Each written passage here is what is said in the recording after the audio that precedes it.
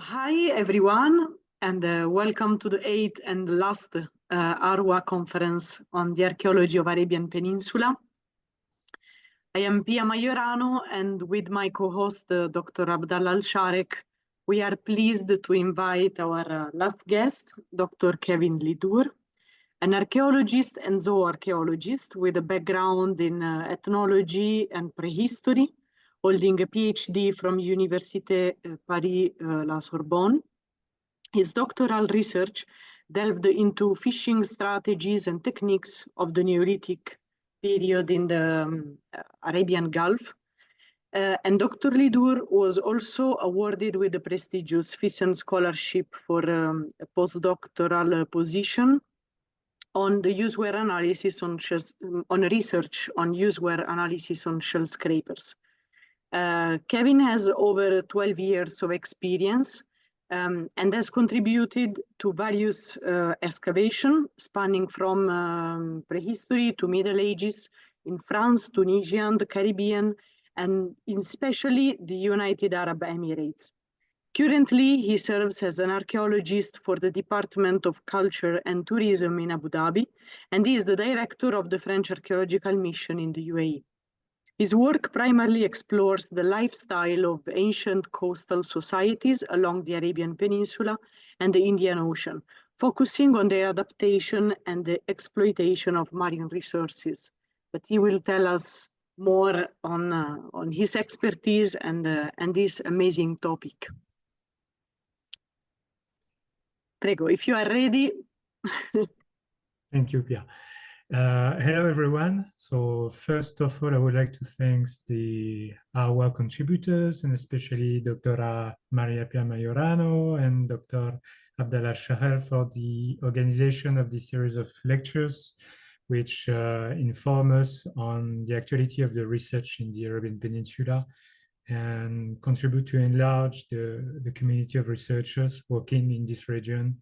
And I hope open new perspectives and hypotheses in our work, whatever, if we work in UAE, in other countries of the Arabian Peninsula and around.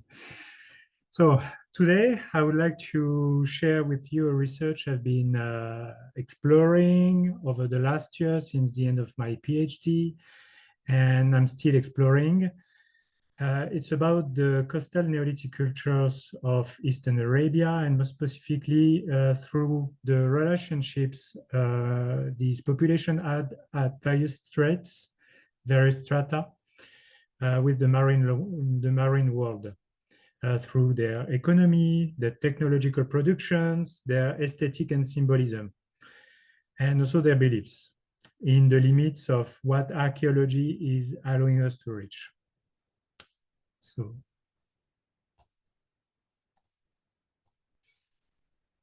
what's the Neolithic in Arabia? I'm not gonna redefine it. It's not the objective of the talk today, but I'm gonna just give a very fast overview just for people not working on Arabia.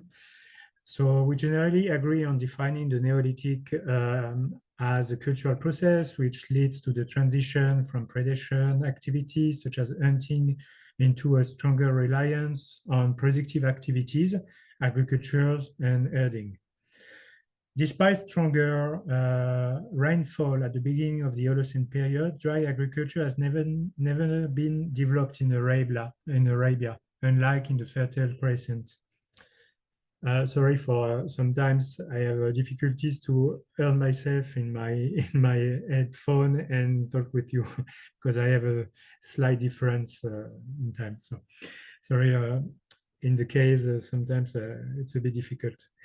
Agriculture developed in Arabia through another form than in the Fertile Crescent, distinct from other areas around, with the derivation of wadi streams and the exploitation of shallow groundwaters redistributed with small canals.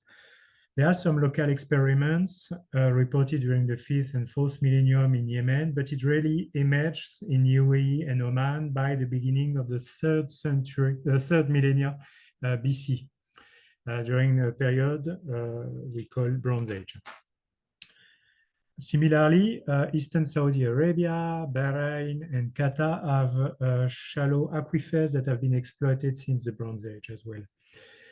More anciently, there is little doubt that these areas have been strategic places for finding seasonal grazing lands, and these are good places as well for both hunting and herding. In the northern half of the Arabian Peninsula, down to Yemen, there's also a good match between the distribution of natural oases along the Arabian Belt, the fertile Arat volcanic grounds, and the distribution of large-scale hunting structures called kite sites, and that are thought to have been used for hunting herds of game like gazelle, for instance, since at least the Neolithic. These fertile lands may have been used as corridors by Neolithic hunter-herders moving between southern Jordan and the southern Arabic margin, and Arabia, as shown, for example, by the presence of some Levant-related industries in the northern and central Saudi Arabia, as well as far as Qatar, which has provided PPNB points on surface site as well, PPNB related points. Such contact might have facilitated the progressive local adaptation of herding as domesticated fauna is identified by the end of the middle end of the 7 millennia in the UAE and a bit later in Yemen. It evidences some contact indirect with population from the southern Levant as well. But this evidence remains scarce, in fact, especially during the late 7th millennium and the beginning 6th millennium. And when we look in a more general way, in fact, the development of herding, it's still something a bit unequal during the Neolithic in Arabia. There are some sites where there's no so much evidence of herding, and some sites with more consistent evidence of large groups of herds, mostly caprines, so goats and sheep.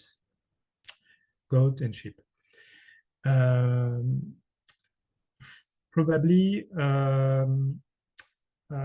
the herding will really develop at the really end of the Neolithic in Oman, and more clearly as well during Bronze Age in the UAE and other part of the region.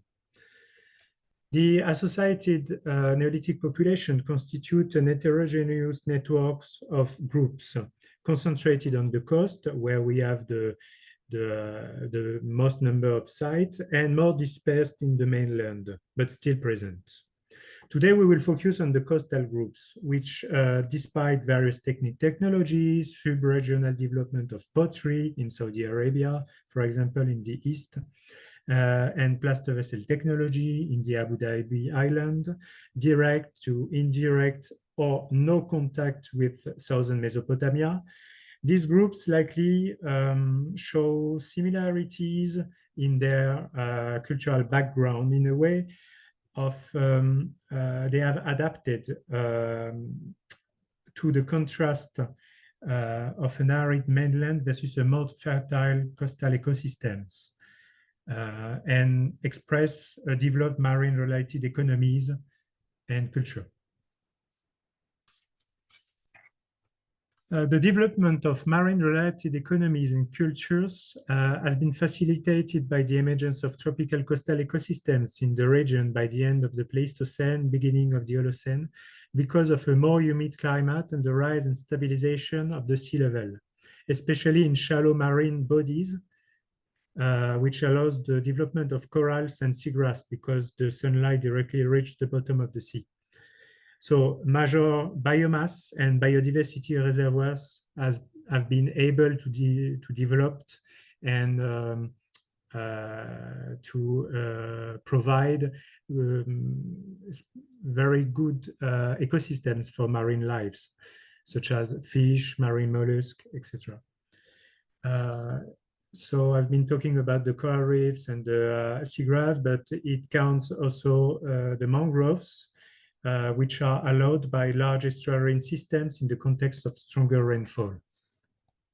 This configuration has been particularly benefiting to the Arabian Gulf during the Neolithic, as well as some areas in the Sultanate of Oman, such as around Muscat, Ras Salad, Swer.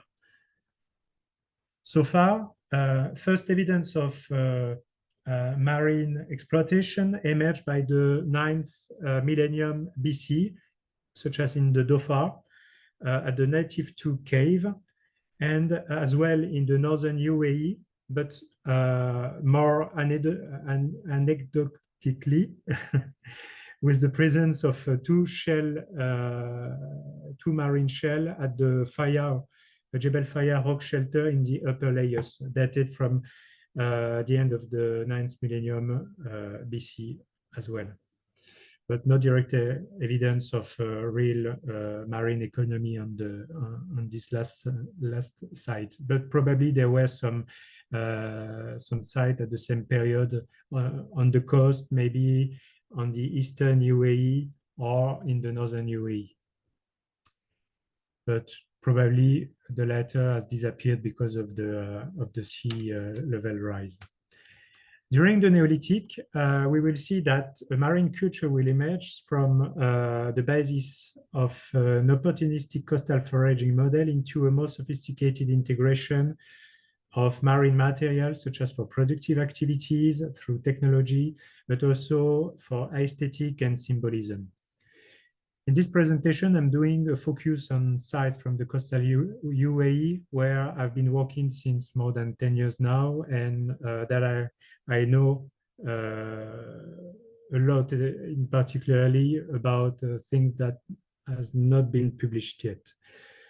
So for that, I would like to thank, first of all, the previous director of the French Archaeological Mission in the UAE, as well as the historic environmental department of DCT, where I'm working now, for part of the data that are not published. Wait a minute. So, the UAE are a fascinating region, as it provides distinct form of Neolithic coastal settlement with a particularly good representation of the earliest phases of this period in the Emirate of Abu Dhabi, such as on Rara Island for the second half of the 7th millennium BC, Marawa for the first half of the 6th millennium BC, Dalma and Al Quwain in the northern Emirates for the second site concerning the second half of the 6th millennium, and other sites of the Al Quwain area, such as Akkab, from the 5th to the 4th millennium BC, just before the beginning of the Bronze Age. So now we're going to see and discuss the different components which can help us defining a Neolithic maritime culture in Arabia through the evidence of various coastal adaptations. So first of all, during the Neolithic, the economy of coastal groups was mainly based on the exploitation of marine mollusks, especially intertidal areas such as rocks and more sandy or gravels area, especially in estuarine system. So typically you're going to find a lot of clams for the soft and gravelly grounds, and a lot of gastropods such as the Lunella coronata here at the bottom, on a lot of sites which express the exploitation of intertidal rocky areas. But also the exploitation of shallow subtidal grounds, likely not accessible during diving. There's little evidence of that, but more than likely accessible during high range tide. So, for example, you're going to find typically the pearl oysters, the Gulf pearl oysters, Pinctada radiata, in this case of exploitation, but also some arc shells here, like this Barbatia here, on this illustration, you have each time one specimen modern, fresh, and one archaeological specimen. It's from Marawa, beginning of the 6th millennium BC. Which is interesting, I would like to share with you, is that on Rara Island, we have sites dating from 6,500 BC until 6,003 or 6,000 BC. And we have very little evidence of the exploitation of marine shell, but instead more fish. In this case, I think it might be, but I'm not yet sure it require more research, but it might be due to the fact that at that time, the coastal ecosystems were not fully established in the Arabian Gulf, which was still in feeding because it was completely dry or almost completely dry during the Pleistocene period. So it's quite interesting that you can have this kind of phenomenon visible through zooarchaeological assemblage.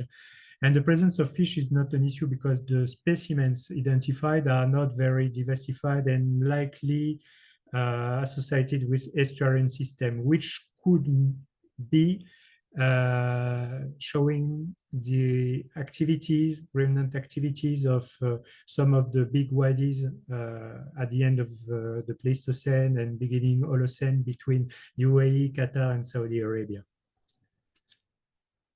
You find as well during the Neolithic on some sites, not all the sites, look for diversification and intensification of the marine product exploitation, such as the marine crab that you find in a very huge concentration on sites from the Al Quwain area and the Northern Emirates, which is quite interesting because there's many sites in UAE, in Oman, where you have accessibility of marine crabs, but they are very little exploited.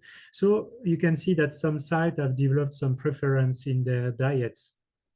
So it's not only about an opportunistic exploitation, but there is the building of some kind of taste as well.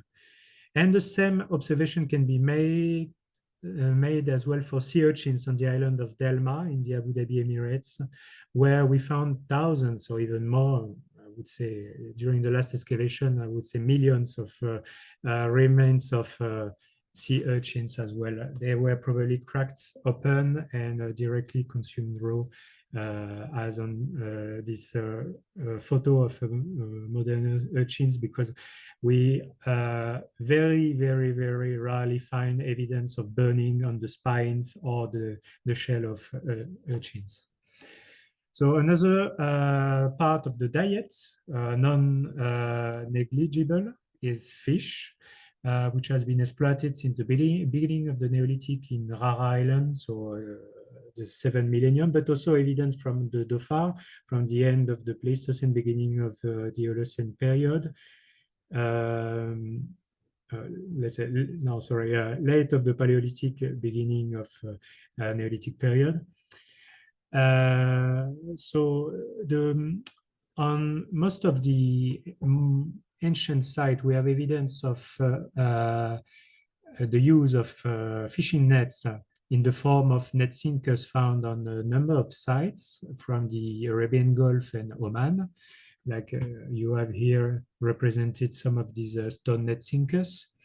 Probably the nets used were beach sands used in shallow waters, like you can see in the first photo below. For this kind of beach sands, not necessary, it's not requiring the use of net sinkers, but it's an illustration that you can use nets directly in the water, in shallow water, with just a few people.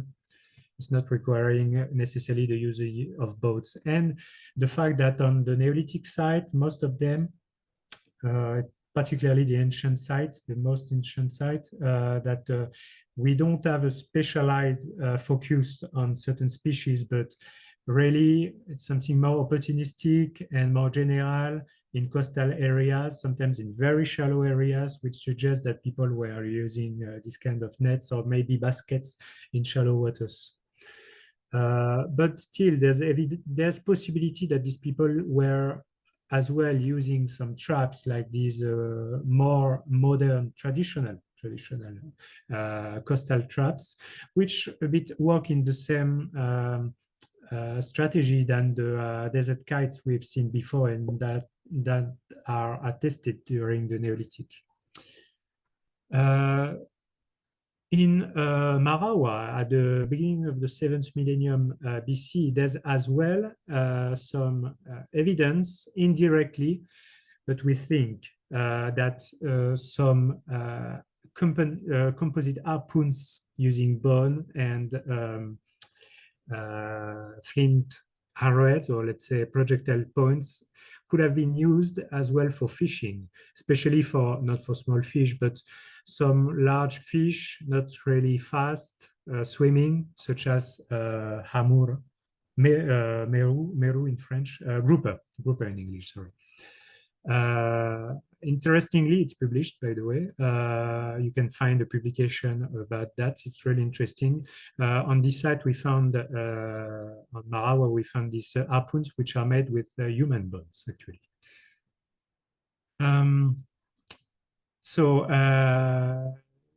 In this case, we have earliest as well evidence of possibly harpooning for fishing. At the end of the Neolithic, let's say the middle and the end of the Neolithic, we have also the development of other kind of fishing techniques using shellfish hooks, which can be recognized as well as a luring hook, because they were probably used on large pelagic, including tuna, schools, accessible in the open sea, and which require the use of boats in this case. Some tuna can be found sometimes very close to the shore and trapped in very shallow waters, but in general, on a lot of sites, and especially on the sites where we found these shellfish hooks, we have a huge concentration of tuna, from 30, 40, up to 60% of the faunal, the fish assemblage, which shows that it's not just opportunistic exploitation of tuna, but really the exploitation of tuna schools accessible in the open sea, not necessarily offshore. It's not meaning like kilometers, but at least several hundred of meters.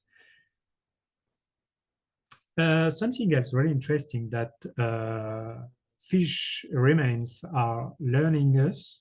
It's something very recent as well and not published, about research I'm doing in collaboration with the Taiwan University. It's about the seasonality of fishing. Previously, there were some attempts to suggest that the Neolithic site could have been inhabited all along the year. It has been made, for example, in Umalcoin II, occupied during the second half of the 6th millennium BC, where Marjan Mashkour, Mark Beach, and Sophie Mary has built this cycle showing the possibility of living on the site all year round. It's not actually a direct evidence, but a possibility according to the availability of young domesticated animals because of the slaughtering model pattern and the exploitation of certain fish such as umpers and tuna.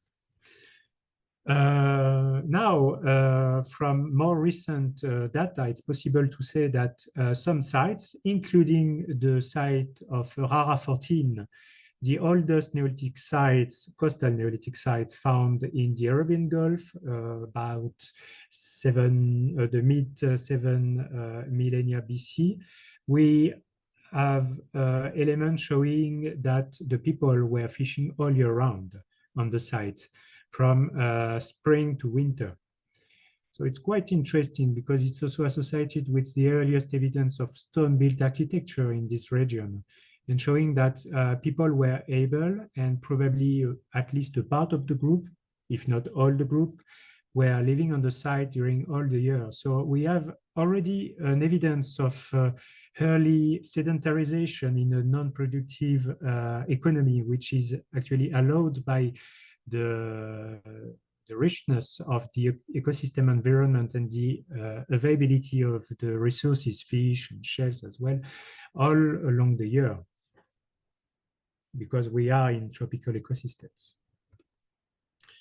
What indicates also the exploitation of fish schools in the open sea, like tuna, is that it was requiring boats. Regarding this point, we have also evidence of boating from some sites in the form of bitumen coating, showing imprints, generally said, of reeds or maybe palm tree ribs. From some sites, especially in Kuwait for the Neolithic, but also more later during the Bronze Age in Oman. But the earliest evidence are from this site, from Kuwait, which is actually really close to Mesopotamia, where the bitumen is probably originating. The use of boats at that time is really important, because not only about the exploitation of these schools of fish, but also for the access on some islands, such as in Abu Dhabi, several islands distant, including during the Neolithic, by tens of kilometers of the sea, of the coast, sorry. And it's the same scenario in Oman as well, with the access of island quite far from the coast, like Mazira, or even more with the Korea Island archipelago. So we've already been talking about these shellfish hooks. Actually, they are showing the development of marine shell technology, and we can consider it as a part of the marine adaptations during the Neolithic in Eastern Arabia. So it's really interesting to observe that many societies around the Indo-Pacific region has developed this kind of technology. It's probably not directly linked, but it shows that the access of the same resources has probably helped to develop same response, same strategies for exploiting them at different period of time. So in this case, you can see evidence of shellfish hooks from different areas of Southeast Asia, from Southern America as well, Northern America, sorry, California, but from Mexico, as well from Polynesia more recently, and New Zealand. So we have the development of the same kind of technology during the Neolithic, at least from the 5th millennium BC, maybe older, but let's see with the ongoing publication regarding this very interesting type of artifacts. Another type of marine shell technology is the use of shell tools, scrapers and knives. They are not only scrapers. These ones have been reported and already studied in 2004 by Vincent Charpentier, especially from the area of Swer in Oman, as well as some evidence already published at that time from the site of Akab in the northern UAE. Nowadays, there are more evidence of this kind of shell tools, which have not been described before on many sites, because the archaeologists were not always able to recognize them. But now it's going better, and we begin to find more and more of these examples. They are quite interesting, in fact, because it's not just something opportunistic. Of course, it seems that they have replaced the lithic when lithic was not available in very huge quantity. A very good example of that is the site of Delmar here, where we have local resources of flint on the island, and very limited evidence of these shell tools. Still a bit, but not a lot. But when you look sites such as Marawa here, or in the Umalquen area there, there's quite a lot actually of these shell tools, and apparently flint is not locally available, but maybe like at least 30, 40 in this case, in the case of Umalquen, more kilometers more inland. In the case of Marawa, probably on other islands around or directly on the mainland. So I've been studying these shell tools recently through user analysis using high power magnification microscope, and it's why they are quite interesting, because they allow us to access more information about the productive activities during the Neolithic, showing that of course people were butchering, makes sense, but also they were preparing animal hides, including with the use of ochre, apparently, quite sure now. They were also processing vegetal fibers, apparently, but not sure, 100% palm fibers for the making of basketry, probably, but as well as for making ropes used for fishing, for netting, for making nets, and line for hooking as well. Woodworking a bit. Here, for example, an example of identification of ochre on an archaeological shell from Umalcoin-2, here where you have like 80% of ochre in this case, of iron oxide. As well, the maritime adaptation through the construction of identities and the aesthetic expressions. So you have a very rich and diversified assemblage of shell beads during the Neolithic, which are going through very simple shapes, just gastropod beads with holes made in general by direct percussions with a small pebble, sometimes by abrasion, sometimes cut using small lithic tools, more sophisticated as well, like spondylus shell beads that you can find everywhere in the world, which require to cut some shape, to polish them, to drill them, and to regularize them. Other kinds of highly modified types over there, including some pendants, buttons, here as well another type of buttons from Umalcoin-2, also attested on Marawa at the beginning of the 6th millennium BC, shell rings as well from Umalcoin-2, and more sophisticated types such as elongated beads made probably from shell columella. Interestingly, the very first shell beads we have in the Arabian Gulf on Rara Island are dentalium.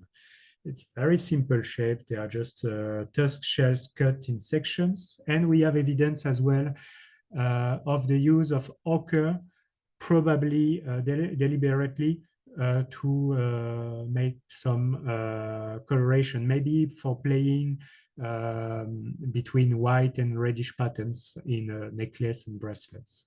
Here you can see evidence of ochre, and here as well, but it's very difficult to see. Another kind of use of marine resources as ornament, shark teeth that has been drilled and used as pendant for necklace, as we have evidence from the site of Marawa at the beginning of the 6th millennium BC, because we found them associated with a grave, more or less around the neck and chest, and also on other part of the body, showing that these shark teeth might have been used as well for bracelets, or like sewn on some part of the clothing. So here you have different kind of sharks, and you have several examples here and here and here of bull shark, tiger shark as well. This one from Marawa is reported as being, is calculated as being belonging to a 3-meter long tiger shark, and also some evidence of hammerhead shark. There's also evidence, not in the UAE so far, but only in Oman, a bit later during the Neolithic, of the use of shark teeth as well as projectile point, or maybe it requires as well some user analysis, maybe part also as composite tools like this example from Papua New Guinea. There's one specimen actually of these possible projectile shark tooth points that have been found in a human vertebra in a graveyard from Sultanate of Oman here, RH5, Ras Al Amra, near Muscat. As well, you have good evidence of the use of shark teeth as projectile point or part of other weaponry, and as well as decorative elements in many parts of the world, especially in the Indo-Pacific region, as well on the Atlantic coast in Southern America, such as Argentina and Brazil. Another element of the maritime adaptations I would like to share with you, and probably a lot of you already know about, it's the place given to certain animals in the burial practices, but not only. So in burial practices, we have evidence of a very strong link with the sea turtle, especially the green turtle in Oman, in the RH5 graveyard we've been talking about just before, because we have like a very huge number of turtle bones associated with deceased people, some staging as well of small pebbles, like imitating turtle eggs with the deceased.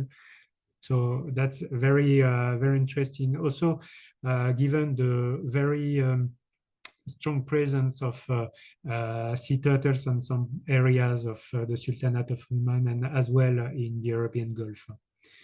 Another evidence of the use of turtle bones in graveyards is on Marawa 11, beginning of the 6th millennium BC. Here it's not very clear, but we found many pieces of turtle plastron and shell covering bodies of people in a secondary deposition, but still there's a kind of use as well of these marine faunal remains for the deceased people. Not only sea turtles, but as well dugong, like dugong scapula, ribs, as well dolphin ribs are sometimes found on burials in Marawa, which is interesting because it might be related not to food offering, because obviously it's just a rib sometime or scapula, but maybe some kind of symbolism of the afterlife. Maybe one hypothesis interesting to explore is the fact that when you walk on the shore in this region, in Oman, but as well in all along the Arabian Gulf, you find a lot of frequently of marine animals dead on the shore. Generally just few pieces, not the complete bodies, sometimes complete bodies, but maybe because of that, there was a kind of symbolism of these animals with the afterlife. It's just an hypothesis, but it's kind of interesting.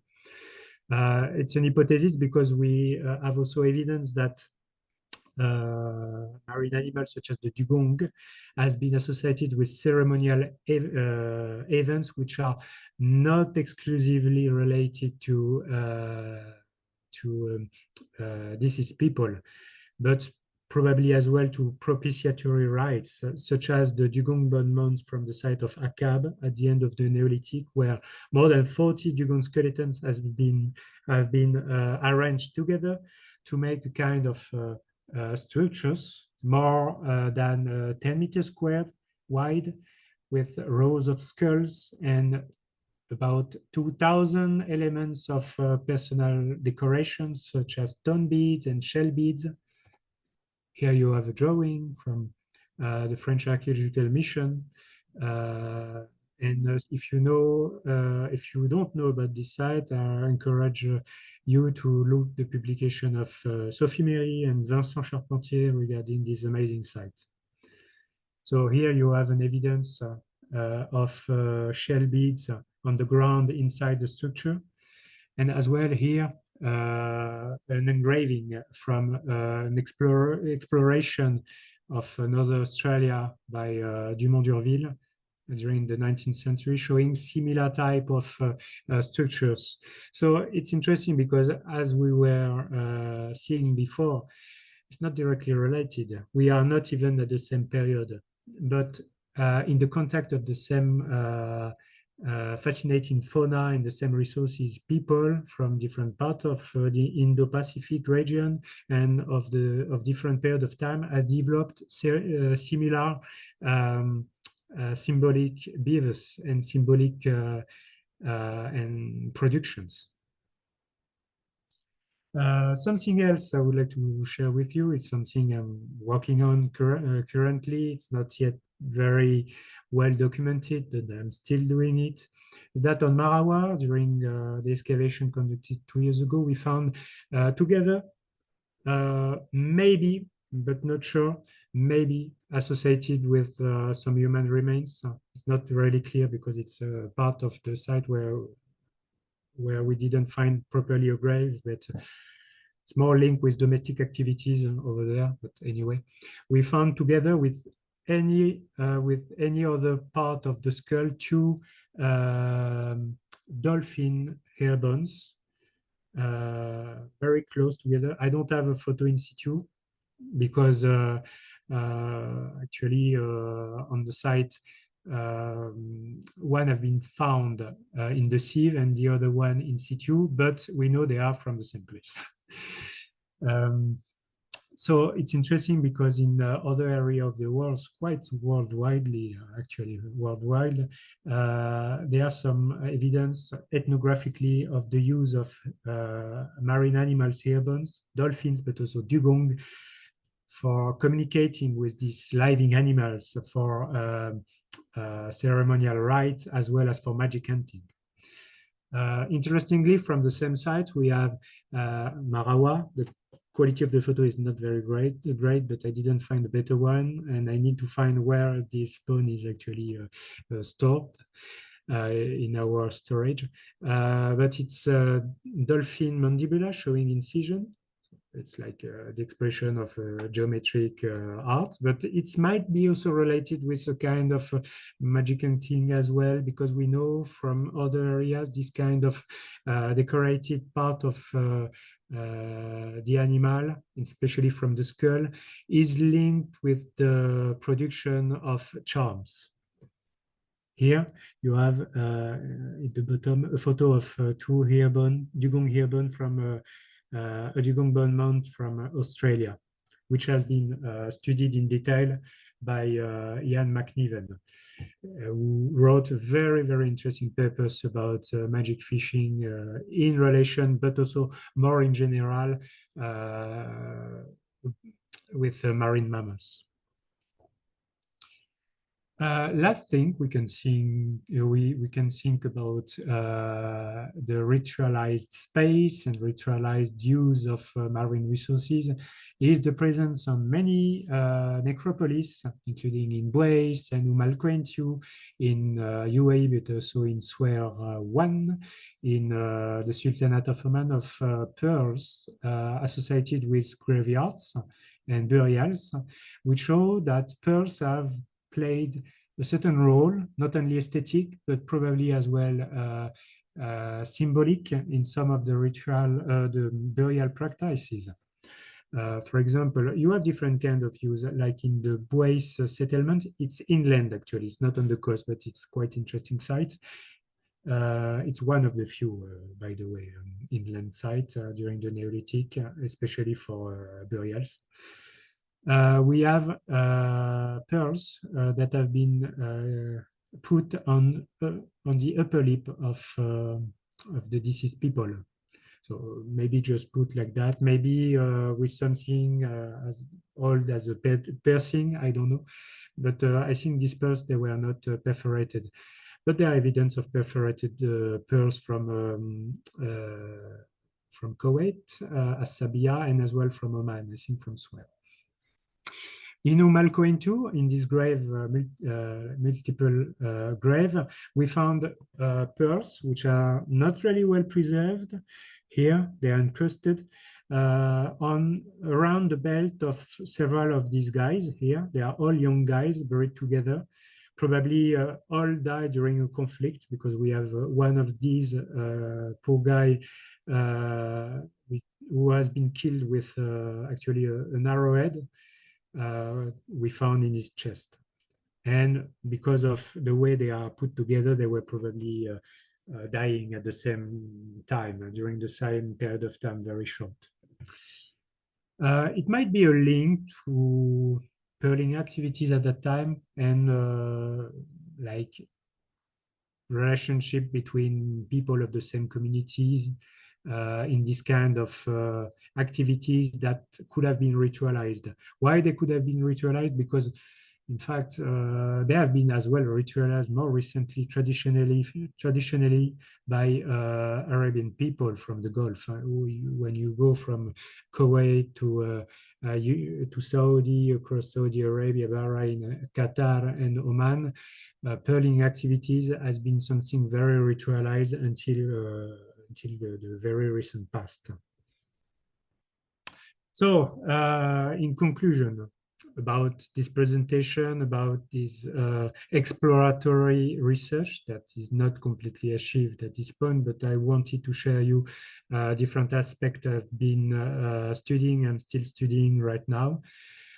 We can think about calling Neolithic coastal population as real sea people that have evolved from simple coastal foragers from the beginning of the Neolithic, and evolved very fast. In fact, maybe in a millennia or even less, they have fully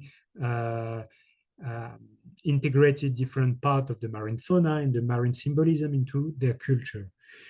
The development of this coastal adaptation is likely recent, honestly, because we don't have evidence on sites. A few sites we have from the Paleolithic. We don't have strong evidence of, first, we don't have faunal evidence, so that's an issue, but we don't have evidence of shell beasts really as well. But everything can change. It's just an observation for the moment. It's also something that has been suggested by many researchers, that the marine, in many parts of the world, not everywhere, of course, but that the maritime adaptations are some kind of very recent and linked with the post-glacial Holocene transgression, sorry. So to conclude, we observed that subsistence was relying on diversified marine resources, that a part of the marine resources could have been exploited all year round, showing reduced mobility and suggesting sedentarization allowed specifically by tropical coastal ecosystems. So sedentarization possible in non-productive economies because we are exploiting resources from the sea in tropical context. Something that you can see in other areas in the world as well. In the I think it's in the Andamanese Island as well. More recently in ethnography, that people are sedentary but only relying on marine resources. Access to open waters for pelagic fishing as well, which is linked with the use of boats, and seafaring, which is important for the island colonization. So at this point, we can really talk about sea people. Of course, these people, they were not fishing like 200 kilometers from the coast. It's not that. Why? First, because they don't need. They have everything very close to the sea. And if they look for tuna or pelagic fish, they are reachable a few hundreds of meters off the coast. The development of very specialized fishing for tuna, more than something more general or opportunistic that we've seen during the Neolithic, is maybe to look during the Bronze Age in relationship with the collapse of the coastal ecosystems by the 4th millennium, and specifically the mangrove ecosystems in the Sultanate of Oman. In the Sultanate of Oman, it's interesting to see that you have more generalist exploitation during the Neolithic, but from the Bronze Age, you have more specialized exploitation of tuna and other pelagic fish from that period. Why? you have a lot of transition, cultural transition with metallurgy, with agriculture, but also might be due by the collapse of mangrove ecosystems, maybe of seagrass ecosystems.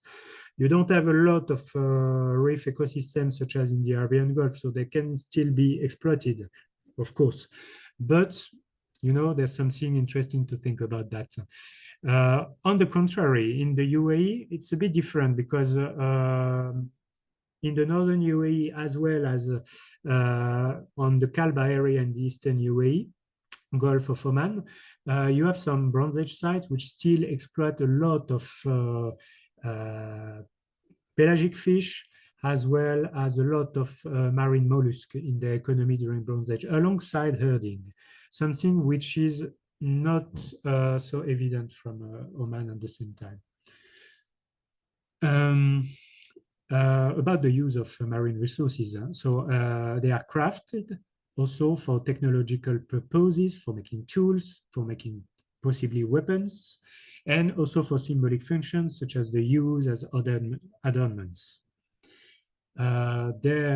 These adornments are supporting the constructions of groups' identities, such as through common decorations, corporate decorations, but as well as participation and sharing of same beliefs through ceremonial practices, such as through burials, and as well as propitiatory rites, as we've seen, for example, with the site of Akkab at the end of the Neolithic, but as well as the possible presence of magic fishing since the 6th millennium BC in Marawa. So thank you very much. I'm done now. Thank you very much, Karin. It was great. I have, of course, 1,000 questions, but we open the floor for the Q&A session.